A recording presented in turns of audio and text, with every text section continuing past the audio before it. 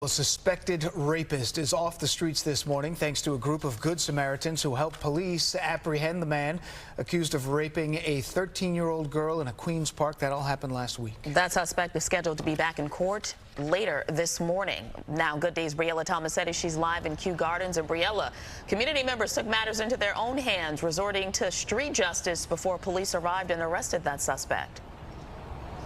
Yeah, that is precisely what happened here. Tashani and Dan, good morning to both of you. And Christian Giovanni Ingalandi could be arraigned here at Queens Criminal Court as early as this morning. Police worked, though, around the clock. They canvassed neighborhoods. They looked for evidence and even did door knocks. Ultimately, as you mentioned, it was a group of everyday New Yorkers who waited for the suspect outside a bodega he frequented and then, yes, took matters into their own hands.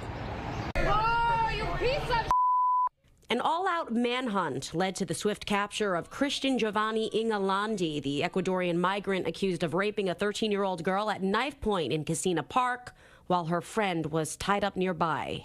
The perpetrator has made statements after waiving Miranda rights where he indicated that he has a drug problem, that he found the knife that he used to threaten the two teens. The 25-year-old suspect who crossed the border illegally through Eagle Pass, Texas in 2021 is expected to face a judge today where he'll be arraigned on a slew of charges including rape, robbery, kidnapping, and criminal possession of a weapon.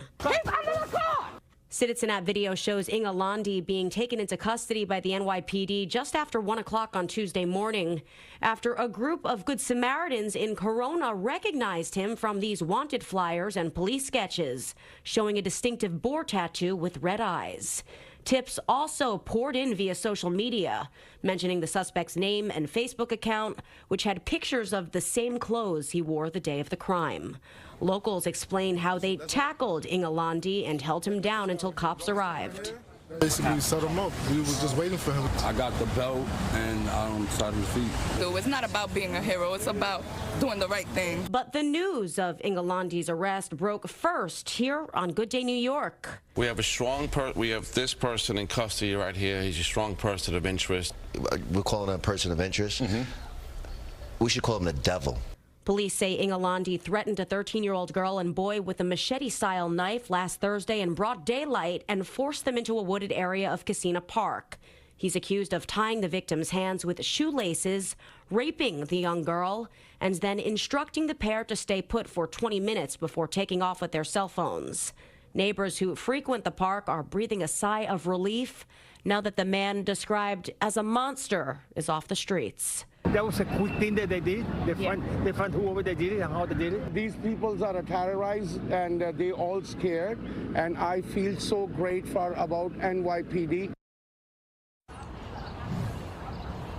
Ingalandi has multiple prior run-ins with police here in New York that led to 3 summonses. Police say there was also one domestic violence incident that did not lead to an arrest. But remember, he was detained in Texas for crossing the border illegally. That's the very latest live here in Kew Gardens, Queens. Tashani, back to you. Briella, thank you.